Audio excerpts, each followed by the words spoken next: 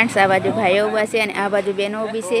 केटली बधी बहनों लाइन में ऊभी छे। सवारना बीजा 6 वाग्याना आवीने ऊभा छे। पण आवी रीतना कंईक धतूरानुं फूल छे। मस्त मजानुं आवुं फूल कने कने जोयुं छे कमेंट करीने कहेजो हो ने। हेलो फ्रेंड्स, जय माताजी, जय कष्टभंजन देव। तो केम छो बधाय? हूँ उम्मीद करूँ छुं के तमे बधा मजामां छो ने। हूँ पण मजामां छुं। तो बधाने हाजरनारो राखे भगवान एवी शुभेच्छा आपું છું। तो सवाરમાં આપણે થઈ ગયા છે રેડી અને અહીંયા આપણે બળદ પણ બહાર કાઢી દીધા છે અને રાત્રે તો અંદર ઘરમાં બાંધી દિવસે અત્યારે બહાર કાઢી દીધા છે અને મારો ભાઈ જો હવે થોડો સારો થઈ ગયો છે, આમ ચાલે ને બધું છે, ચાલે ને બધું, પણ થોડુંક અહીંયા આટલે ખભે વાગેલું છે એટલે થોડો ઘણું હાથ આમ ઊંચો નીચો વધારે નથી થતો, બાકી હવે સારું છે। અને મસ્ત મજાના ધતુરાના કેવા સરસ ફૂલ આવ્યા છે। તમે કોને કોને આવું ફૂલ જોયું છે કમેન્ટ કરીને કહેજો હો। કેટલું સરસ મજાનું મસ્ત મજાનું જો બતાવું હું તમને। તો કઈ રીતના ધતુરાનું ફૂલ આવેલું છે જોઈ શકો છો। આવી રીતના કંઈક ધતુરાનું ફૂલ છે। મસ્ત મજાનું આવું ફૂલ કને કને જોયું છે કમેન્ટ કરીને કહેજો હો ને। બ્લેક કલરનું છે, વ્હાઇટ કલરનું તો બધાએ જોયું હશે, પણ આ બ્લેક કલરનું ધતુરાનું ફૂલ છે શંકર ભગવાનને ચડાવવા માટેનું। તો થોડા દિવસોમાં મહાશિવરાત્રિ પણ આવી રહી છે, તો મસ્ત મજાના ફૂલો છે। આ બાજુ પેલી બાજુ પણ છે અને અહીંયા પણ છે અને આ બીજા પણ આવા ફૂલ છે। અહીંયા બહુ બધા મારા પપ્પાએ ફૂલ વાવ્યા છે। આ બાજુ ગુલાબના છે, આ બાજુ નારિયેળી છે અને એ બધા કંઈ છે સરસ મજાના। તો આવું કંઈક સરસ સરસ લીલું લીલું લીલુંછમ છે વાતાવરણ। આ બાજુ આવી રીતના કંઈક માળો બનાવેલો છે। અહીંયા છે બોર ભાઈ, આવી રીતના આખું દેખાતું નથી થોડું, હા। તો આવી રીતના કંઈક છે। ઉપર સૂઈ પણ જવાય, રાત્રે સૂવું હોય ને તો આના ઘાસ ઉપર સૂવાની પણ મજા આવે, દિવસે ઉપર ચડીને બેસવાની પણ મજા આવે, પણ અત્યારે હું ચડતી નથી કેમ કે અત્યારે હું નવરી નથી અને ઘાસ જાજે બધું ચડાવેલું છે એટલે નીચેથી પડી જાય એટલે પાડી લઈએ, નકર ઉપર ચડવું હોય તો ઉપર કેટલી બધી જગ્યા છે હું તમને બતાવું। તો આવી રીતના કંઈક છે, ઉપર બેસવાની ને એવી મસ્ત મજાની જગ્યા છે। એનાથી ઉપર પાછળ જાળા જેવું આવેલું છે, જોઈ શકો છો। ઉપર છાંયડો પણ થઈ શકે અને વચ્ચે બેસી પણ શકાય। આ થોડા ડાળ છે પણ અહીંયા રહીને જાય બળદ પાછો મારશે। આવી રીતના કંઈક છે માળો અને અહીંયા જોઈ શકો છો, તમને બતાવ્યું પણ છે આવી રીતના। અને આ સામે પપૈયા પણ સરસ મજાના લાગેલા છે। મમ્મીએ તો આવીને તરત જ મને પપૈયું ખાવા આપી દીધું હતું, એવું કાંઈક છે। અને હવે મારે જવાનું છે, શું કામ જવાનું છે, ક્યાં જવાનું છે એ કહું તો અત્યારે હું થઈ ગઈ છું રેડી અને હવે મારા પપ્પાને પણ ભેગી લેતી જાઉં, કેમ કે મને એકલીને ખબર નથી પડતી, કેમ કે આમ ખબર તો પડે પણ કઈ જગ્યાએ શું કામ હોય એ તો ખબર નથી, એટલે મારે થોડું કામ છે મામલાદારમાં અને તાલુકામાં। તો કેમ કે બીજું કંઈ કામ નથી, હું તમને કહી દઉં।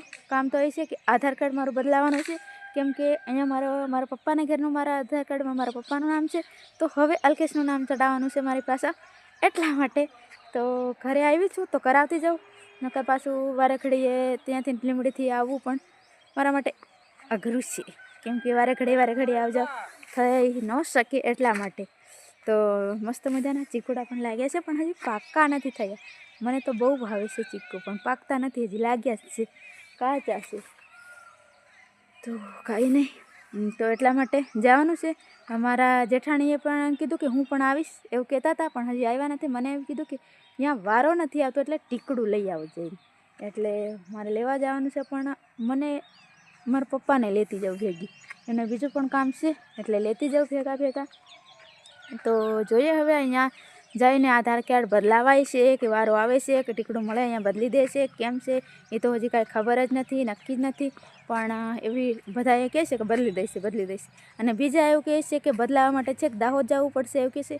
તો સૂર્યનારાયણ ભગવાનને પણ મસ્ત મજાનું કિરણ આવે છે તડકા સામેથી, તો હું તમને બતાવી દઉં કેવું મસ્ત વાતાવરણ છે અહીંયાનું ભાઈ લોકોને, એકદમ સરસ સરસ। કોના માટે નારિયેળ? સારું લેતા આવું, તો ભાઈ માટે લીલા નારિયેળ લેતા આવજો એવું કહે છે મમ્મી, તો કાંઈ વાંધો નહીં, લેતા આવીશું। જોઈએ હવે ત્યાં જઈને। તો જોઈ શકો છો ભાઈ કેવું મસ્ત સૂર્યનારાયણ ભગવાનનો તડકો આવે છે। કાંઈ કાળું કાળું કેમ વાતાવરણ દેખાય? આ તો બતાવ્યા હવે, તો અહીંયા તો છાંયડો આવે, પણ આમ મારા ભાઈલો ઊભો ને એ બાજુ મસ્ત વાતાવરણ દેખાય છે। અહીંયા નથી દેખાતું ફ્રેન્ડ્સ આ બાજુ ભાઈઓ ઊભા છે અને આ બાજુ બહેનો ઊભી છે. કેટલી બધી બહેનો લાઈનમાં ઊભી છે. સવારના બીજા 6 વાગ્યાના આવીને ઊભા છે પણ કાંઈ વારો નથી આવતો. આમ ટીકડા આપે એવું કહે છે મામલતદારમાં, જે આધાર કાર્ડ બદલાવાના હોય એવું. બીજી જગ્યાએ તો તરત જ થઈ જતું હોય પણ અહીંયા શું ખબર કેમ આટલું બધું મોડું થાય છે એ કાંઈ ખબર નહીં. અહીંયાથી લોકો બીજા એમ કે 6 વાગ્યાના આવીને બેઠા છે અને બીજા તો એવું કે અમુક 4 વાગ્યાના આવે છે. ખબર નહીં કેમ વારો નથી આવતો એનું કાંઈ ખબર નથી. પણ અંદર તો હજી કોઈ આવ્યા નથી અને કોઈ ટીકડા આપે એવું કે પણ ટીકડાય કોઈ આપતું નથી. પણ હું આવી છું લગભગ, હું તો 8 વાગે આવી છું પણ હજી કોઈ નક્કી નથી. હવે શું કરે છે જોઈએ. બને રાખજો તમે બ્લોગમાં. તો ફ્રેન્ડ્સ હું આવી ગઈ છું અત્યારે. લગભગ કેટલા વાગ્યા પપ્પા, કેટલા વાગ્યા છે? 3 વાગ્યા હે, 2 વાગે. તો 2 વાગે અત્યારે લગભગ 1 વાગે વારો આવ્યો મારો. 8 વાગ્યાની ગઈ હતી, 10 વાગે 10:30 એમને ટીકડા આપ્યા અને અત્યારે